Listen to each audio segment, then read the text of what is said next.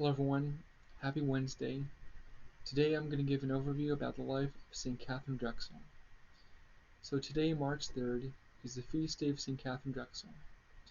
She was born in 1858 and died on March 3rd, 1955.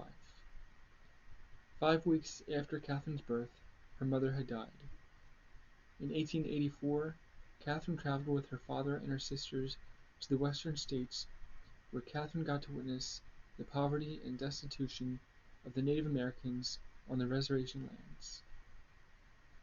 The next year, in 1885, Katharine's father had died, and Katharine and her sisters had inherited a vast fortune.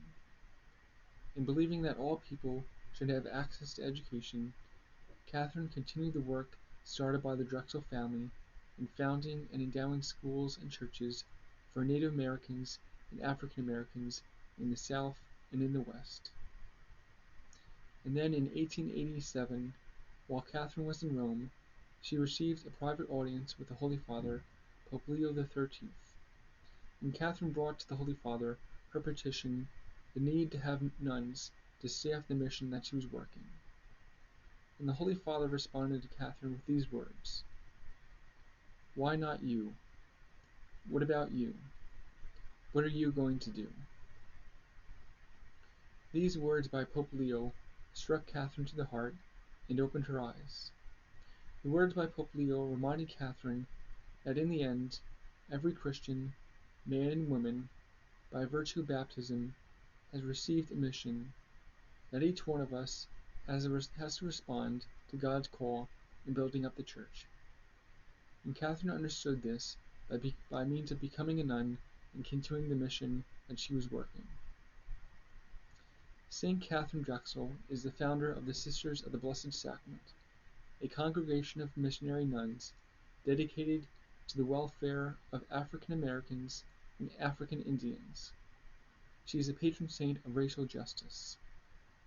At the time of St. Katharine's death, she had used more than $12 million of her inheritance for charitable and apostolic missions. The Sisters of the Blessed Sacrament had grown to some 500 members in 51 convents, and they established 49 elementary schools, 12 high schools, and Xavier University. St. Katharine was canonized in October of 2000 by Pope John Paul II, and she became only the second U.S.-born saint behind Elizabeth Ann Seton, who was canonized in 1875. St. Katharine's remains are entombed in the Cathedral Basilica of Saints Peter and Paul in downtown Philadelphia, which you can go and visit. So on this feast day of St. Katharine Drexel, let us meditate and be reminded of the words of Pope Leo XIII to Katharine Drexel. What about you? Why not you? What are you going to do? Let us pray about these words and ask for St. Katharine to intercede for us, to help us to better build up the body of the Church and to further the mission of the Gospel in God's Church.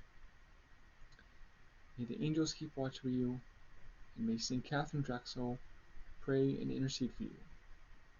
God bless everyone.